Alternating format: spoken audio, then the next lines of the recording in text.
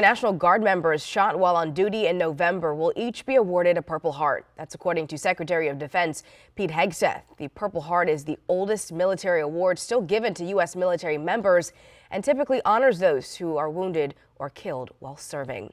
And this morning we are hearing directly from the family of Staff Sergeant Andrew Wolfe after that deadly National Guard shooting injured him and took the life of service member specialist Sarah Beckstrom. Amanda Barron sat down with Wolfe's family. Here's part of that conversation.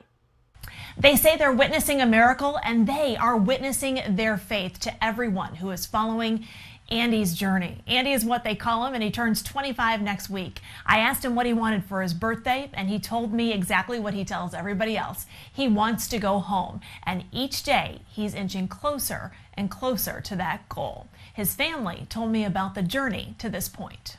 That night that we walked in that hospital, our lives changed forever. That day, November 26, started out full of things familiar to the Wolfe family. It was the day before Thanksgiving. I was at deer camp, and we normally come back on Wednesday, the day before Thanksgiving. Melody Wolfe closed her eyes for rest and relaxation, only to open them to find grief and chaos. The kind you pray is just a bad dream. I woke up to my mom calling, and she said 2 guardsmen had been shot in D.C. I was like, I'm sure it's not Andy. Let's pray, for whoever it is. Andy, known to the world as Staff Sergeant Andrew Wolfe, enlisted in the 167th West Virginia Air National Guard in 2019. He volunteered for the patrols in the nation's capital. He was supposed to come home in October, but he extended his duty. The plan was to come home just in time for Christmas. He coincidentally shared with me 2 weeks prior to this. We never share locations, so he had shared that, and we saw his phone in the area of where the shooting was, but he was still moving. It wasn't at a hospital, it wasn't anywhere, it was just where it should have been, but he wouldn't answer.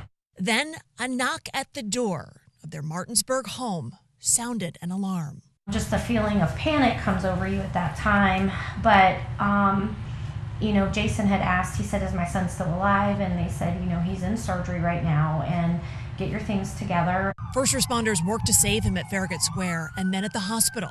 He received compressions for 28 minutes. And I just immediately started calling my friends for prayer chains. I said, I want his name all over the United States for prayer. I said, I want this out there. I want people speaking his name.